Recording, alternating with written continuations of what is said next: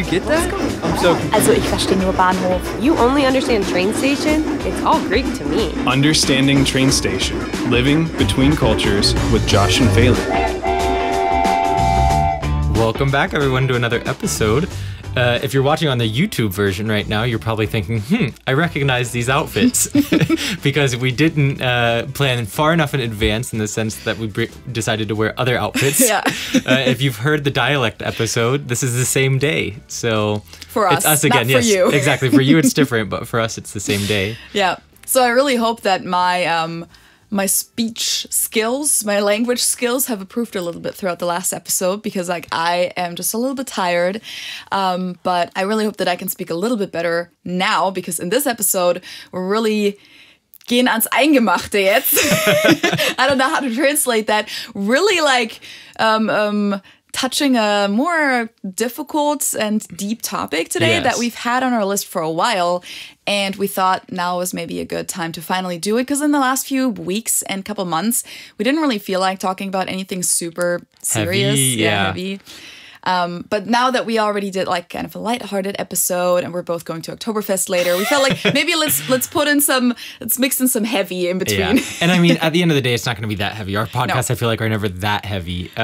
But yeah, we decided it makes sense for us to finally do something a little bit more deep. I think deep might be the better word. Yes. And the topic, as you can tell in the title probably, is going to be patriotism, which, of course, is a huge topic and there's a lot to say about it, but we are actually trying to keep this short today because the last few episodes were all really long. Also, we're both tired and we both have to go to Oktoberfest. So we thought maybe this is actually good that we're doing this on a time limit so that we just really keep it short to the point, and then you guys can discuss the rest in the comments below because I know that there's a lot of personal experience, a lot of personal opinions on this topic, and we're not going to be able to cover everything, but we're just going to talk a little bit about our main perceptions and experiences when it comes to patriotism in the US versus Germany, because I think that's something that everyone knows. There's a huge difference there. It's a very different topic. I think, too, we were saying that it's kind of a deeper or heavier topic, and I feel like there are quite a few Americans who are probably like, why is that heavy or deep? Right. So it's already interesting in the way that we're talking about it now that you can see the difference between the German perspective and the general American perspective, I would say. Of course, there's a large community in the US that sees patriotism as something a little bit more critical, but we'll get into that a little bit more throughout the episode. When you look at it like in a more political light, then of course it can get deep kind of quickly, and like politics are always deep and difficult. But before we jump into that, of course, this episode is sponsored by Lingoda, our amazing sponsor, that have their sprint challenge going on, either the super sprint or the regular sprint, where you can learn a language or improve your language skills within only 2 months and really get it to that next level, get yourself speaking. They have group classes where you're really like only with a maximum of 4 other people. It's usually a maximum of 5 people total. But they also have one-on-one classes. So like either 2 of those options are great to really get speaking, and like the teacher is going to make you speak. They usually go like through the round, I think. And there's no hiding in these classes. Yeah. So that's a good thing. And then you're going to be able to hear the language from native speakers too, from all over the world. There's different English accents and different English native speakers from the different countries, but same for German as well. Exactly. And if you're interested, they have multiple languages that they offer, not just English and German, but they also have Spanish, French, and business English. If you're interested in improving your business English or your English in business settings, it's also a great opportunity to take advantage of that and get to that next level. One great thing about Lingoda is how flexible they are too. So no matter where you are in the world, you're going to find classes at your time. There are teachers all over, so it's a great way for you to improve your language learning journey, really take some dedicated time and make it work for you. Yeah, you can customize your curriculum basically. You can pick different topics. You can also jump between different language levels. If you feel like in this grammar topic, I'm kind of like, I never really got that. I kind of missed that. I have to go back to like level 1. Then you can do that. But if on a different grammar topic or vocabulary, you feel much more advanced, you can just take a more advanced class. So like you can really customize it to your own needs. And I think you probably know how the Sprint Challenge works if you listen to our podcast, but I'll just explain it again. If you do the regular sprint, you take 15 classes a month for 2 months. And then if you follow through with all of those, you actually get the chance to receive a 50% cash back. So meaning you have to follow certain requirements, and then you can actually get half of your money back if you follow through with that. So that's a great extra motivation. Yeah. And then if you do the super sprint, which is 30 classes a month for 2 months, then you can actually get 100% of your money back. So 100% cash back. So that's, I mean, I don't even... Learning a language for free, basically. Standing for itself, yeah. Self-explanatory why that's awesome. And when you sign up for the classes, you usually have to put down a deposit to just like save your spot in the class. And you can actually save money on that as well with our code UTS 2022. So UTS 2022. 2022. And with that, you can save 20 euros or 25 US dollars on your deposit. And you can just click that link in the info box below on YouTube or in the show notes and sign up for the Lingoda Sprint. And with that, let's get going on patriotism. USA, USA. Let's talk about the basics first. Like, why? We just said there's obviously a huge difference between the two countries, but why is that, Josh? Yeah, I guess that's a good point. I said it's obvious, but yeah, for a lot of people, I said that too, but I'm sure maybe some people are like, wait, what are you talking about? So from the American perspective, I would say that patriotism is something that's seen in a positive light, and that's something that is part of everyday life. I mean, in the U.S., we have flags everywhere. Yes. You have we learn the national anthem in school, and oftentimes we sing it in school at least once a week. We have the Pledge of Allegiance that we say. Like, all of these things are baked into the culture and daily life and your upbringing. Those things seem so normal. And then when you move to Germany as an American, you're like, oh, wait, it's very different here. Maybe you can give some impressions as far as Germany is concerned, but for me, it's like people aren't necessarily as quick to say that they're proud to be German, whereas Americans are more likely to say that they're proud to be American. Germans tend to not like to use the word proud. They're happy to be German. They like the country that they grew up in. It's safe. It's rich or well off as far as money is concerned, and relatively stable. But they don't necessarily like to use the word proud to describe their feelings towards their country of birth.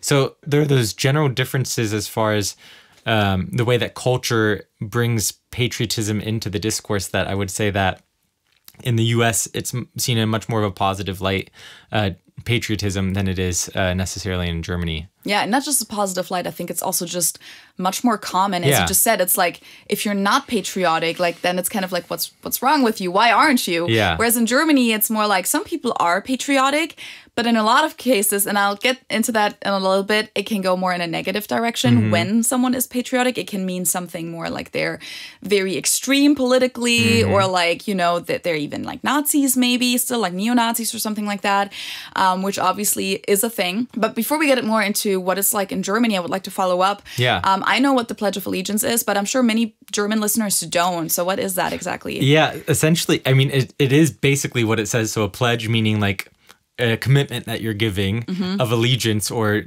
being, I don't know, how do you say allegiance in German? I don't even know. It's like, it's like an alliance, but it's not an alliance. It's like a Loyalität or something. Loyalität. I'm pledging my allegiance means like I'm giving my all to this cause.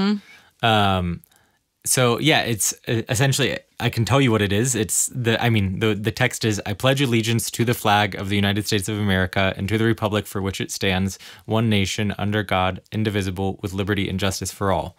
And that's something that I'm pretty sure in elementary school we said every day.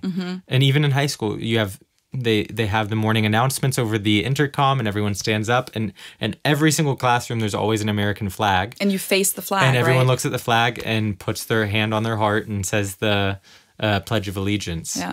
Which, like, for me, it was so normal growing up, but then when I started to have like friends who didn't grow up in that culture, mostly Germans, you're like, wait, this is weird that we're doing this. And there is definitely a sense of indoctrination that comes with that. Not saying that it's necessarily a bad thing. It's just something that's very uniquely American. I mean, other countries do it too. Yes, of course. Yeah. I mean, it's something... Yeah, I mean, I think of China. I'm sure there's a large aspect to that as well. Right. But I'm not saying it's necessarily a bad thing. It's just something that's very present. Yeah, it's not. It doesn't have to be a bad thing, but it also can be. I think it's definitely something that in the US, correct me if I'm wrong, but I feel like you guys grow up not questioning that really. But it should be something that you can question, and then if you still feel like, oh, but I want to do that, you can still do that. Of course, there's nothing really wrong with it. But just, I think, to us, what's weird looking at it from as an outsider, it's just like the fact that it's so normal to you guys, and you don't even question it. And the whole like facing the flag thing just reminds us of like some authoritarian countries where you're forced to do that, or like where you're not allowed to step on a $1 bill because it has the king or the president or whoever on that bill, or you're not supposed to face away, like in Thailand, for example. I believe he's an emperor officially. I think so. I was there actually, I should probably know, but it's been a while. So they have portraits of him, like big pictures and painted images of him everywhere in the country. And for example, I remember this public train station where the waiting hall, all the chairs in the waiting hall were facing one direction. And it was weird. It was like an audience that's facing a stage, but it's a waiting hall for a train. So like usually in Western countries, you're used to just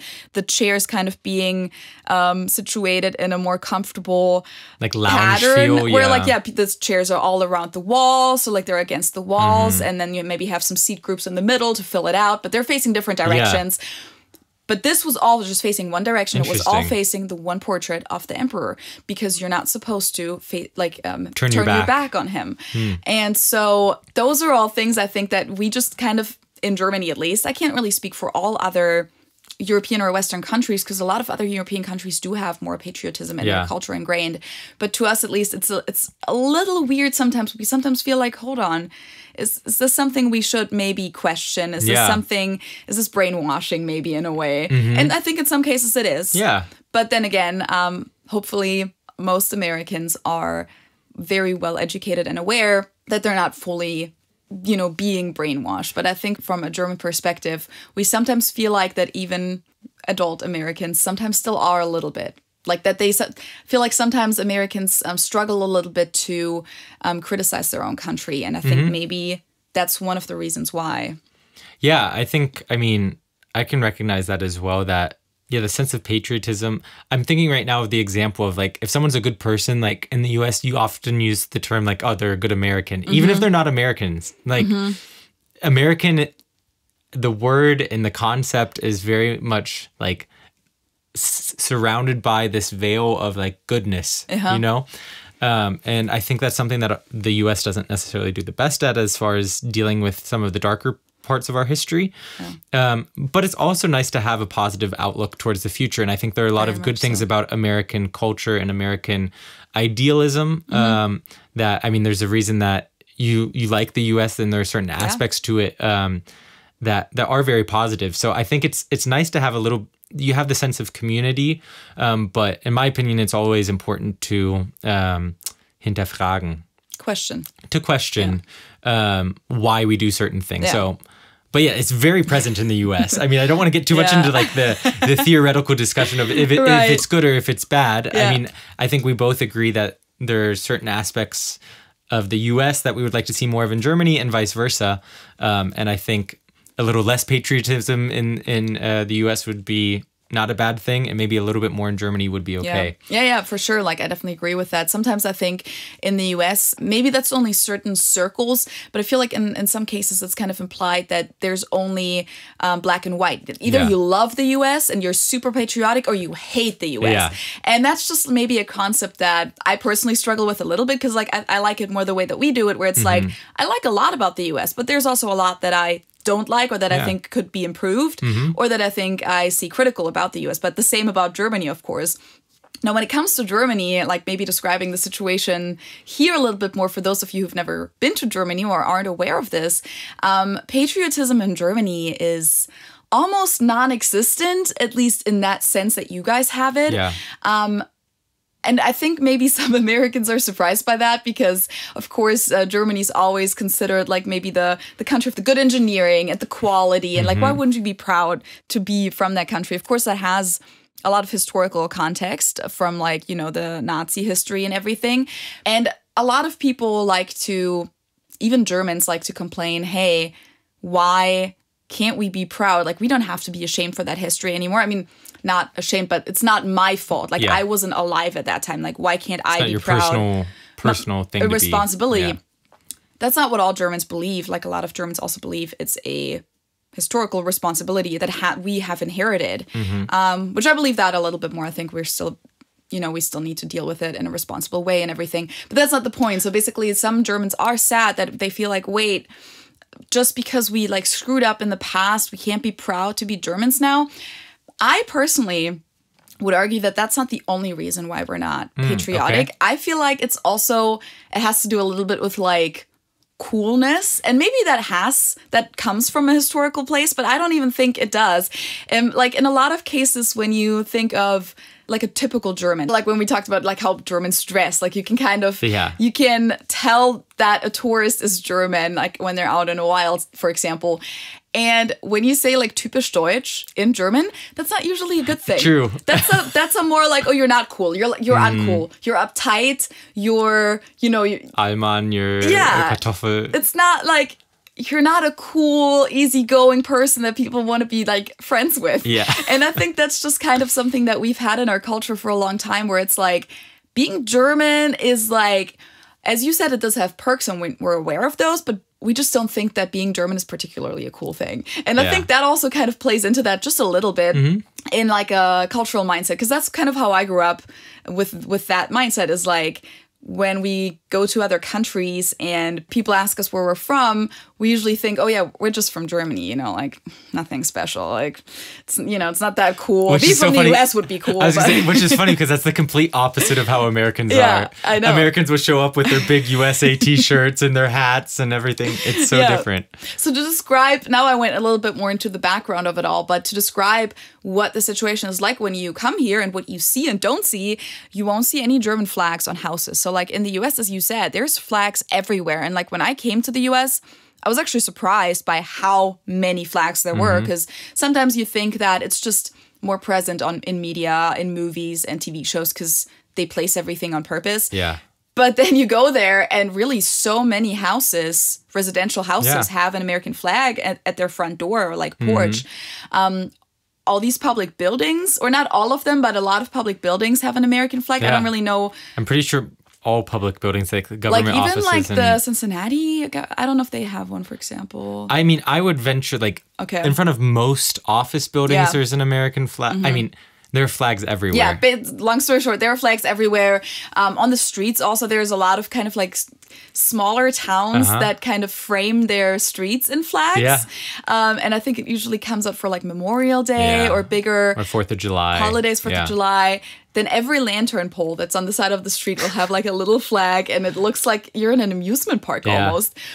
So you have that in the US, and you do not have that at all in Germany. So really, if someone were to put up a German flag at their house or even on their car or something like that, I kind of said that earlier, if your first thought would almost be, oh, that's a person that's right wing. And by that, I mean like very radical nationalist, which of course, given our history, we don't consider being nationalists something good per se. That can just very quickly go the wrong way. Yeah. And that's usually something that we're very careful with. The other occasion, though, like the only occasion where it's normal to see flags all over Germany is when there's a sport event, usually a soccer World Cup or European Championship. Do you call it European Cup? No. Euro Cup, I think. Euro Cup. So for whatever reason, as soon as it comes to sports, especially soccer, but also like other sports too, but soccer is just like so big here, then suddenly everyone has their German flag out. Yeah. But then what it means is I support the German national soccer team. Yeah. It doesn't mean I'm proud to be German. I mean, it does a little bit, but it mainly means I'm like, I want our team to win. And suddenly we have patriotism in that specific context. Don't ask me why we don't have it in other contexts. But when it comes to that, suddenly maybe it's just because it's not something that can be controversial. Yeah, I was going to say it's not something that easily gets out of hand. Yeah. Perhaps. Yeah. I mean, even though it does sometimes, like hooligans and stuff like, I don't know. But for whatever reason, it's considered like soccer isn't about history. Like soccer is just soccer. It's about the talent, period. It's about the game. And I think that's just maybe a good occasion for us to suddenly, and like we're usually good at soccer too, so that's maybe also why we like to be proud. This last World Cup wasn't particularly We're not going to talk about that. But generally Germany is a good soccer country, so maybe that's also something that we feel like we can be proud of.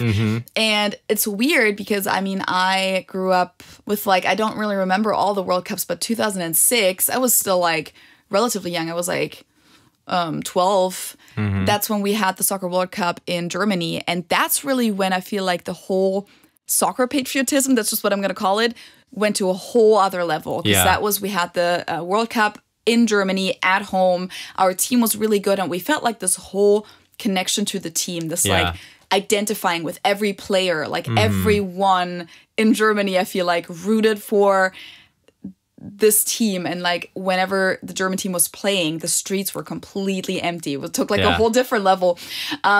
But long story short, we don't have that. We also don't sing the national anthem in school ever. We don't have anything like the Pledge of Allegiance. Are you ever truly taught the national anthem? Like, because I remember we were taught in grade school, like in music class, we learned the national anthem. I believe it was music class or just like elementary school, just a normal class. We definitely learned it, that's for sure. But there's no occasions when you sing it except literally for soccer games or sports games when the national team is playing. So that's another difference I wanted to mention is in the US, before regular sports games. Literally before any sports game, there's always the national anthem. Be it, well, I say any. Like obviously not like tiny little kids games like youth soccer. Maybe some youth. If it's a club game, they might have...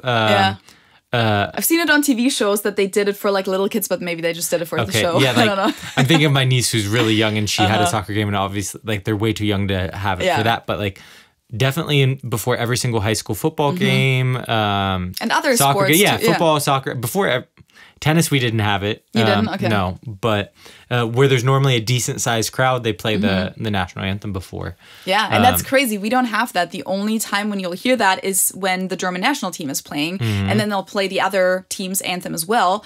But there's no reason for us, like in my mind, being a German growing up in this country, why would we do that kind of? Like, I know you guys do, but it's like, but why? Like, because if a German club is playing against another German club, like obviously we're German. Yeah. That's just not a ritual that we do. And like another thing too that's interesting when it comes to sports games is you normally don't just sing the national anthem, especially at football games. But even in high school, they have what they call the color guard. So military people from the Army Reserve or some sort of military, some branch of the military, they'll have people carrying the flag on the field. Okay. So like there'll normally be like 3 people. Sometimes there's a drummer. Sometimes it's just 3 flags. Like you'll have the, like they say it's the Marines who are doing it. You'll have the Marine flag, you have the U.S. flag, and you'll have the flag of the state of Ohio that are marched out onto the field. Yeah. And then they sing the national anthem and then they get off the field and then the game starts. Don't they sometimes also have the parachutes for some games or like the planes even? Yeah, in high school, not so much. Yeah, but in college, I think they did at UC. Yeah, they make a huge deal out of that. Yeah, like sometimes. Literally you'll see like the flag flying down sometimes too. Yeah, and like coming down with the flag or even like little planes that would fly in like a choreographed thing. It's crazy. I mean, and just like the American colors and the American flag too are just so present in the country in other ways too, whether it's like 4th of July, of course that's the national holiday, but other holidays as well, you'll just see these colors everywhere. And it's like, that's almost like, that's our, how do you say celebratory? No, celebratory? Celebratory? Yeah. Like colors. Like instead of, having your own colors for each holiday, like, the American flag is just our decoration, kind of. Not for all of it, not for Christmas, of course, but just, it's such a festive symbol, basically. Yeah. I wonder, I hadn't thought about this before, but I'm just wondering if maybe in Ohio, we get a slightly skewed view of that because the state flag of Ohio has the same colors as the flag of the United States. I never even thought about that. But like Kentucky, I mean, a lot of the other states have different colored flags. But either way, I mean, American flags are everywhere. I'm just wondering if it's slightly more skewed because the Ohio flag shares the same colors. Maybe. That could be a thing.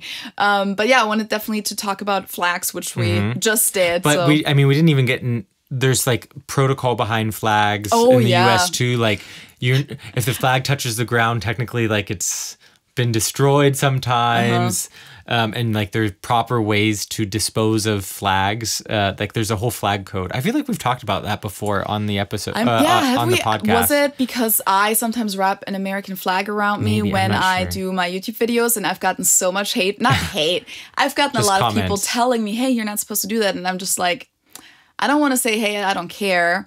But if I'm just doing a skit and I'm trying to like clarify that I'm portraying an American in this case. And if people wear American flag bikinis, that's what I was then going I to don't say. see why this is an issue. Like, on the one hand, there's all of this reverence for the flag and like the code and the law, not laws, it's not necessarily laws, but the codes of the way that you're supposed to treat the flag. But then on the other hand, people will get it tattooed on them. Yeah. They have bikini, like, it's on They clothes. do disrespectful things with them. There's definitely a little bit of hypocrisy when it comes to that. But yeah, someone sitting there in an American flag shirt telling you that you can't wrap the flag around you is a little hypocritical, but... Yeah, I try to do it a little bit less now, but maybe it's just like a Trotzreaktion. I'm kind of like, you know what? Sorry that you feel hurt, but that really shouldn't be something that you feel hurt by. Like, I'm obviously not insulting the US with this. Like, I'm not saying, if I were to wear it and then like say, oh, this is the shittiest country in the world, I would get it a little bit more. Yeah. But it's just for the sake of a comedy skit. Exactly. But that's something that you don't see in Germany is like flags on clothing. No. The only thing I can think of, and I haven't seen it much here, but I've seen it in the US, some people who wear like camouflage jackets, oftentimes they're camouflage jackets that have the German flag on it that I've seen a lot. Yeah. Like just a tiny little flag on the sleeve. I think I know what you mean, but I can't really say anything about that. But I mean, you will again see it for soccer. Yeah. For like World Cups, people will wear jerseys, obviously the German national team jerseys, but also other type of merchandise that has like leis or hats. And, has the German flag, the German colors. But yeah, again, that's kind of like the only occasion where that seems to be socially accepted and normal and like a thing where it's more similar to what you guys do in the US, where it's more like, if you don't wear it, like, why not? Yeah. But in general, the whole flag thing is kind of foreign to me because we don't usually have, like, my school never had a German flag. That would be weird. Like, our schools don't have flags, but just in general, we don't really do flags. We don't have the Munich flag or the Bavarian flag either. It's just not really something that happens a lot. The Bavarian flag, I would say, I see is more present than anything else. I'd see more Bavarian colors and like the pattern of the Bavarian flag than I would the German flag. Yeah, but what I just meant was more like a school, for example, that's belongs to the Freistaat Bayern, that's like run by the state. It's not like a rule that they have to have all the flags that belong to this building. Whereas like what we just said, like a Cincinnati building, for example, would probably somehow have like the Ohio flag and the US flag. And does Cincinnati have its own flag? I'm sure it does, but I don't know what it looks like. Maybe something like that, you know? But we don't really do that in Germany. Bavarian flags, though, for sure, for some reason, maybe it has to do with also the Bavarian history, because I think we mentioned it.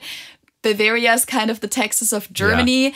There are some movements within Bavaria and even political parties that want Bavaria to be its own country. Again, because like historically we used to be our own kingdom, but all the other places in Germany used to be their own kingdoms and duchies or whatever too. Yeah. But Bavaria just always seemed to have been a little bit more patriotic in terms of I'm Bavarian. Yeah. And maybe also because we didn't commit all the crimes of the Holocaust as Bavarians. It's not like Bavaria wasn't part of it. Like, we were very much part of it. But maybe because that's a German thing and not specifically a Bavarian thing, it seems to be less controversial to say I'm a proud Bavarian. And then, of course, we have all our own culture, dialects, and a lot of people are proud to be that. So, like, you'll definitely see some people, like, if they will have a flag for fun, basically, for a personal choice, you'll definitely in Munich see more Bavarian flags than German flags. That is true. But besides flags, what else would you say, Feli, is a big difference in patriotism between the two countries? I mainly just wanted to talk about the anthem and the Pledge of Allegiance, which we already did. I mean, one thing we said earlier, like you talk about being a good American and like the pride, but also just in general how you talk about this is the best country in the world. Yeah. Like just terminology that people use in the US. Think that's one thing that I think is funny now that I don't live in the US. Just when I watch some US programs and people will be like, when they're talking about world issues, they'll accidentally say country instead of the world, in the sense of like, from the American perspective, the world is the US oftentimes. So it's just like, we're the best country in the world.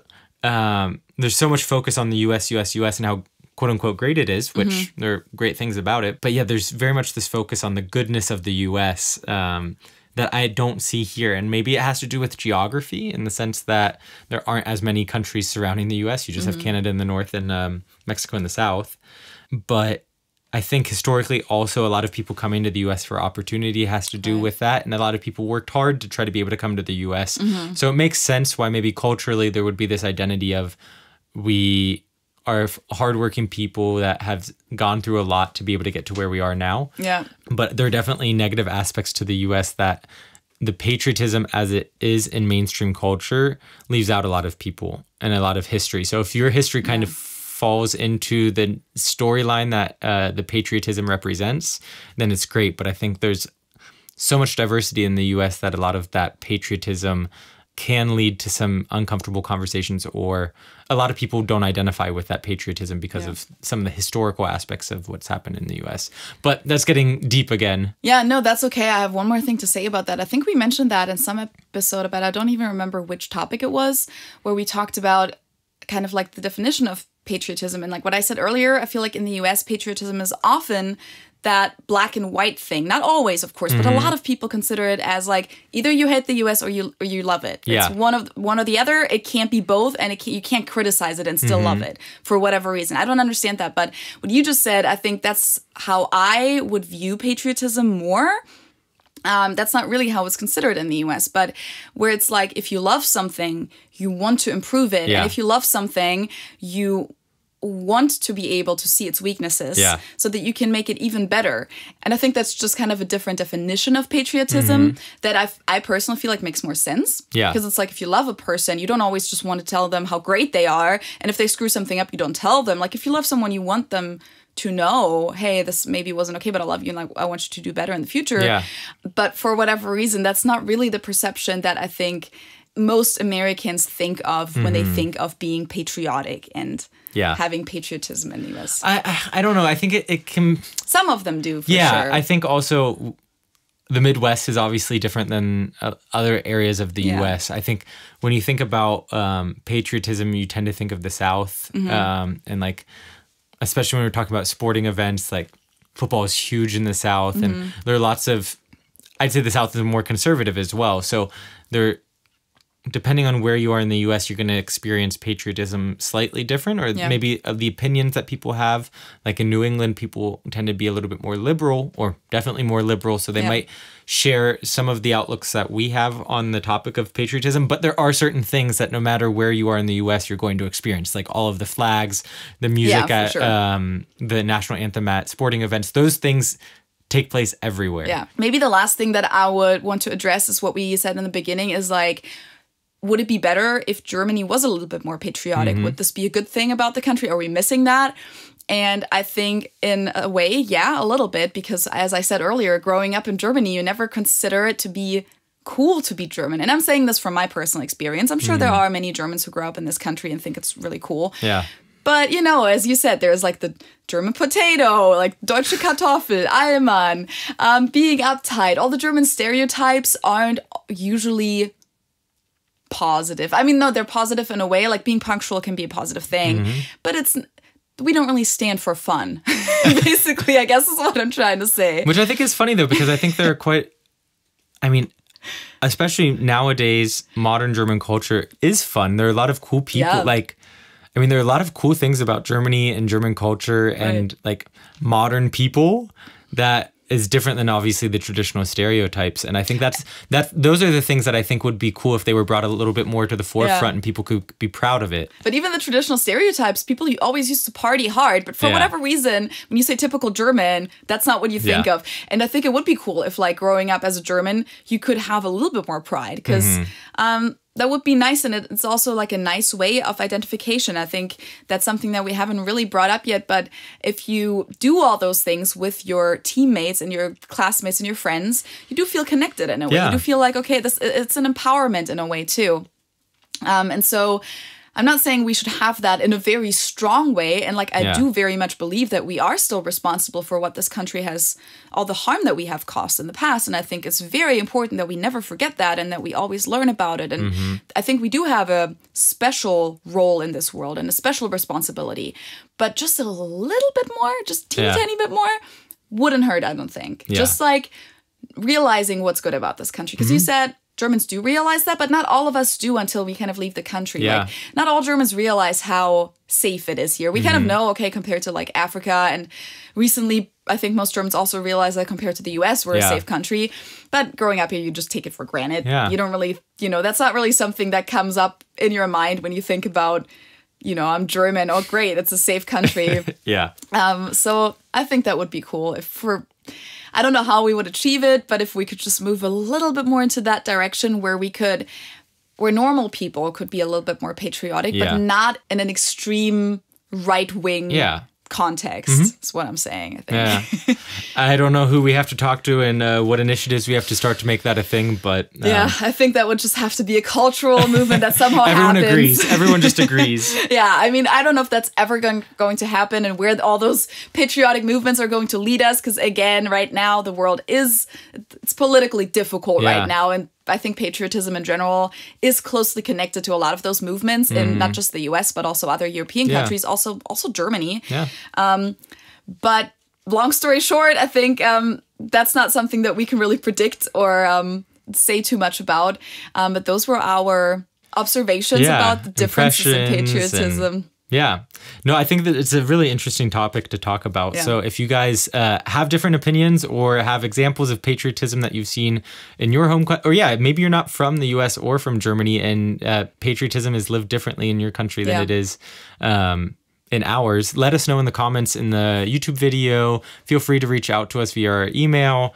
We want to hear from you all. Yeah. I would like to know also, if you're German, how you look at this. Would you also think it would be cool if we had a little bit more patriotism, or do you feel like it's good the way it is and we really don't need it? And as soon as there would be more patriotism, it really goes into a dangerous direction? Because I could also see Germans think that. Maybe. Yeah. I'm curious. So make sure that you all reach out to us and let us know your thoughts. But this has been a fun, hopefully a little shorter episode. We don't even know right now. We don't have something to look at to see how long we've been recording. But it feels like it was a little shorter. Let's hope so. But thank you for listening to our opinions and supporting our podcasts. If they want to follow us or support us further, how would they do that? Subscribe to our YouTube channel. Activate the bell on YouTube, subscribe or follow on Spotify, Apple Podcasts, all of the above, wherever you're listening.